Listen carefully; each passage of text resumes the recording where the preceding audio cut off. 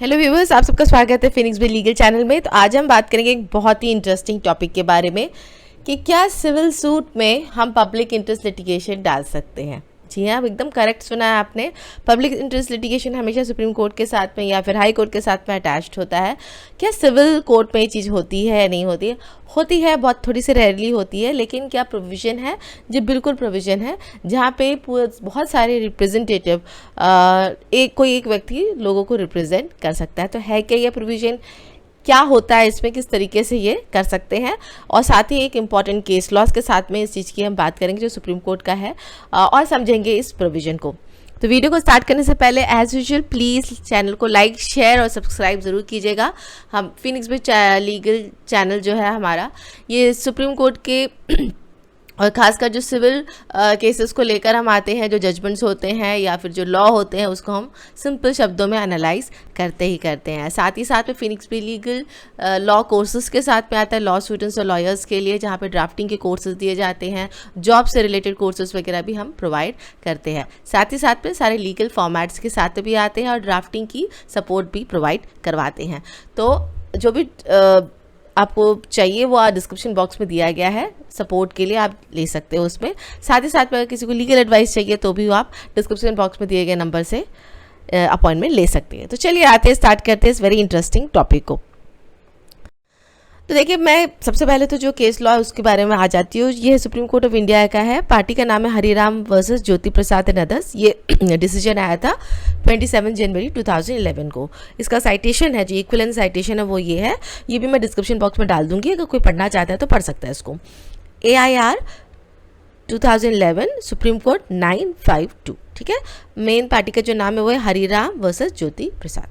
अब हम बात करते हैं कॉन्सेप्ट की, क्या कॉन्सेप्ट है, कैसे सिविल सूट में ये चीज़ आती है। देखिए, ये हमारा दिया गया है order 8 rule 1 of civil procedure code में ये प्रोविजन दिया गया है, जहाँ पे ये बोला गया कि वन पर्सन में स्यू और defend on behalf of all in same interest. यहाँ पर आप केस भी फाइल कर सकते हो बाकी सबके बिहाफ में, साथ ही साथ में आप केस लड़ भी सकते हो बाकी सबके बिहाफ में। ये दोनों ही चीज़ों का मतलब प्लेंटिफ को भी दिया गया पावर और डिफेंडेंट को भी दिया गया पावर ये रिप्रेजेंट करने का, ठीक है। यहाँ पे रिप्रेजेंट वर्ड जो है बहुत ही इंपॉर्टेंट एलिमेंट रखता है। ये किस टाइप के केसेस में होते हैं, राइट? जहाँ पर अगर हम बात करें कि कुछ ऐसा होता है जिससे बहुत सारे लोग अफेक्ट हो रहे होते हैं, है ना। फॉर एग्जाम्पल गांव की मैं बात करूँ, इवन चलिए सड़क शहर की ही बात कर देती हूँ। हम एक कोई कॉलोनी में रह रहे हैं और हमारे कॉलोनी के बीच में से गंदा पानी बहकर आ रहा है, राइट, और हम बिल्कुल उस रोड क्रॉस नहीं कर पा रहे हैं, वो गंदा पानी हमारे घर के अंदर भी हो रहा है। ये खाली मेरे घर के साथ में नहीं हो रहा है, ये पूरी कॉलोनी के सारे लोगों के साथ में हो रहा है। अब ये गंदा पानी कहाँ से आ रहा है? गंदा पानी किसी एक प्राइवेट कंपनी के जो बनाया गया कंपनी है वहाँ से आ रहा है। जो ये होता है कोई भी तरह का, ये हो सकता है बिजनेस हो सकता है, जहाँ से ये निकल के आ रहा है, राइट। तो हमारे पास बहुत सारे अधिकार होते हैं, या तो एसडीएम के पास चले जाए, तहसीलदार के पास चले, पर मामला नहीं बन रहा है वहाँ पर। साथ ही साथ हमारे पास में एक राइट भी होता है कि हम सिविल कोर्ट पे भी जा सकते हैं। अब सिविल कोर्ट पे जाएंगे तो क्या सबको जाना पड़ेगा? नहीं, कोई एक आदमी उनका रिप्रेजेंटेटिव बनकर सिविल कोर्ट पे जाके उस चीज़ को, उस फैक्ट्री को बंद करवाने का ऑर्डर ले सकता है, राइट। तो प्रॉब्लम क्या है इसमें? प्रॉब्लम ये है कि कोई एक ऐसा इशू हुआ, कोई ऐसा एक प्रॉब्लम हुआ जिससे सभी लोग परेशान हो रहे हैं, और सभी लोग अगर कोर्ट जाते हैं, अगर एक एक आदमी civil code individually civil code file करना चला गया कि मुझे डैमेजेस दो, इसका गंदा पानी से तो मेरा घर इतना डैमेज हो गया, मुझे सारा सामान को दोबारा बनाना पड़ रहा है, घर को दोबारा से रिपेयर करना पड़ रहा है। अलग अलग आदमी, समझिए उस कॉलोनी में 200 से 300 लोग रह रहे हैं, तो अगर अलग अलग केस फाइल करेंगे तो कितने केसेस हो जाएंगे? 200 से 300 केसेस फाइल हो जाएंगे। हमारा जो जुडिशियल सिस्टम है ऐसे ही परेशान है इतने सारे केसेस के साथ में। तो ऐसे टाइप के केसेस में जहाँ सबका प्रॉब्लम एक ही चीज़ का है, सब एक ही तरह का रिलीफ क्लेम कर रहे हैं, सभी अपना डैमेजेस क्लेम कर रहे हैं, सभी मांग रहे हैं कि उस फैक्ट्री को बंद किया जाए, तो सबके बिहाफ में एक आदमी कोर्ट में जाकर फाइल कर सकता है और वो जो रिलीफ जो है वो क्लेम कर सकता है, ठीक है। इसके कुछ रिक्वायरमेंट्स होते हैं। रिप्रेजेंटेटिव सूट जब भी फाइल होता है आपको सबसे पहले कोर्ट से परमिशन लेना पड़ता है कि आप कर सकते हो। That permission has to come very clearly, और जब वो परमिशन होता है तभी आगे की प्रोसीडिंग, मतलब कोर्ट की, तभी वो केस एडमिट होकर आगे की जो प्रोसीडिंग होती है वो होती है। ये हमारे कोर्ट में बहुत कम देखा जाता है। इनफैक्ट आप शायद बिलीव नहीं करोगे कि मैंने जब प्रैक्टिस जहाँ पे मैंने शुरुआत की थी तो ऑर्डर 8 रूल 1 पे मैंने पहली बार केस फाइल किया था, मतलब मेरा केस पहला था। और ये मैंने इस पर भी नहीं फाइल किया था, क्या बोलते सिविल सूट पे भी नहीं फाइल किया था, मैं सीधा हाई कोर्ट में फाइल करते। आप बोलोगे हाई कोर्ट में तो 226 227 का है, आप पब्लिक इंटरेस्ट लिटिगेशन डाल सकते थे था, लेकिन हमने जो सूट फाइल किया था हमने सब मिलकर फाइल किया था, जिसको हाई कोर्ट ने ऑर्डर 8 रूल 1 के तहत तो पहले एडमिट किया था। लेकिन हाँ, कोर्ट फीस वगैरह का उस पर रहता है। तो ये होता है, बहुत रेयर सिचुएशन में आपको ये मिलेगा, बहुत ज़्यादा ये मतलब नहीं है, बहुत ही इंटरेस्टिंग चीज़ है जो हम कर सकते हैं अगर सबको मिलकर ये इशू होती है तो ये बात हुई ऑर्डर 8 रूल 1 की बात यहाँ पर कर दी गई है। परमिशन इस पे लेना पड़ता है। इस पर सेम प्रिंसिपल डिफेंडेंट के ऊपर भी होता है। समझो एक आदमी ने केस फाइल करी है तो कहीं ना कहीं इसका नेचर थोड़ा सा पब्लिक टाइप का ही होता है। ऑब्वियसली जब आप रिप्रेजेंट करो और 2-3 से ज़्यादा लोग हो जाए तो पब्लिक की कैटेगरी में आ जाता है, तो एक पब्लिक इंटरेस्ट का लिटिगेशन टाइप का ही इसका कहीं ना कहीं स्कोप बनता है जो सिविल सूट्स पे रहते हैं। अब आप बोलो डिफेंडेंट का क्या है, डिफेंडेंट की भी सेम बात हो जाती है। फॉर एग्जाम्पल वो फैक्ट्री ने आप लोगों के ऊपर में केस कर दिया, मैं सिचुएशन रिवर्स कर देती हूँ। फैक्ट्री ने लोगों के ऊपर केसेस कर दिया कि ये लोग तो मेरे ज़मीन पे बैठे हुए हैं, मेरे ज़मीन को इंक्रोच किया हुआ है, इनको खाली कराओ।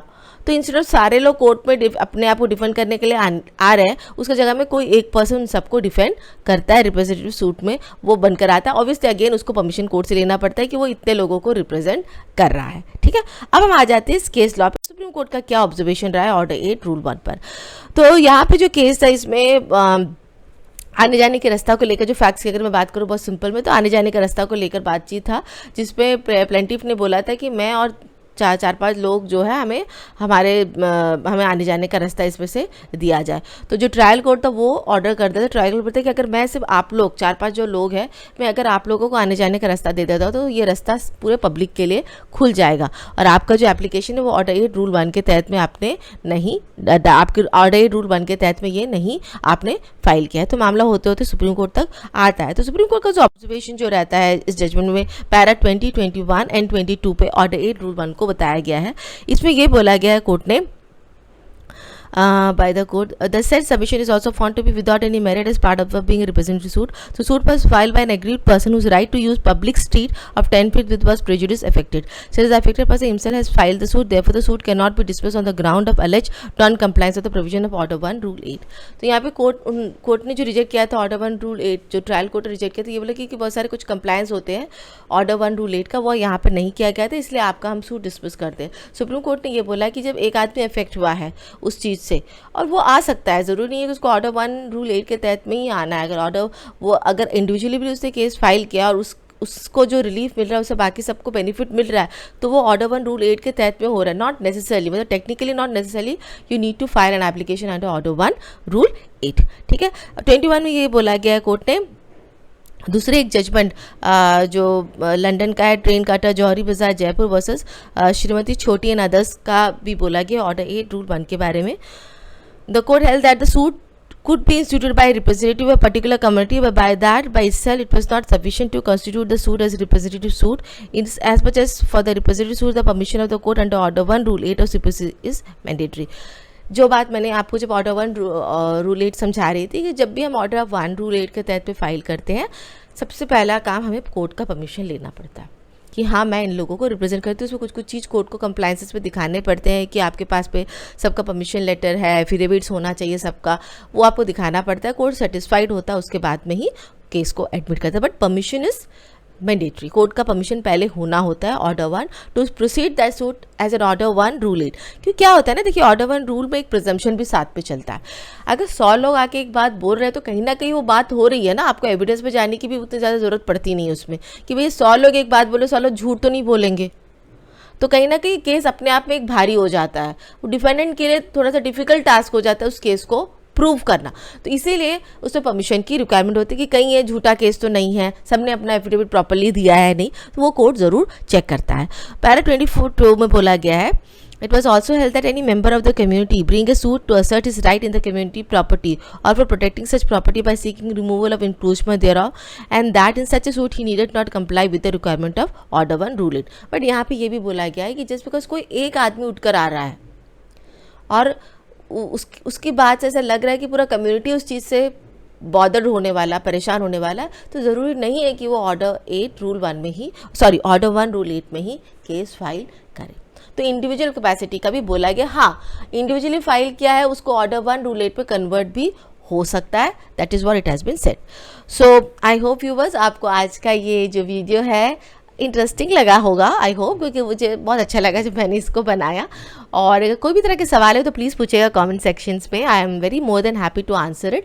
मुझे उसमें आइडियाज़ भी मिलते हैं कि आपको किस तरह का वीडियोस देखना आप पसंद करते हैं, और कभी कभी कुछ सवाल ऐसे होते हैं जिनका जवाब मैं कमेंट सेक्शन में नहीं दे सकती क्योंकि बहुत लंबा जवाब होता है वो, तो मैं कोशिश करती हूँ अगर वो जनरल इन नेचर है क्वेश्चन तो मैं अपने वीडियो में ही दे दूँ, और अगर वो मुझे लगता है केस स्पेसिफिक है तो ऑब्वियसली मैं आपको बोलूँगी उसका कंसल्टेशन लीजिए, क्योंकि उसमें जनरल आंसर नहीं दिया जा सकता, वो सही नहीं होता है as a capacity of a lawyer. So please like, share and subscribe. Thank you so much for watching my video.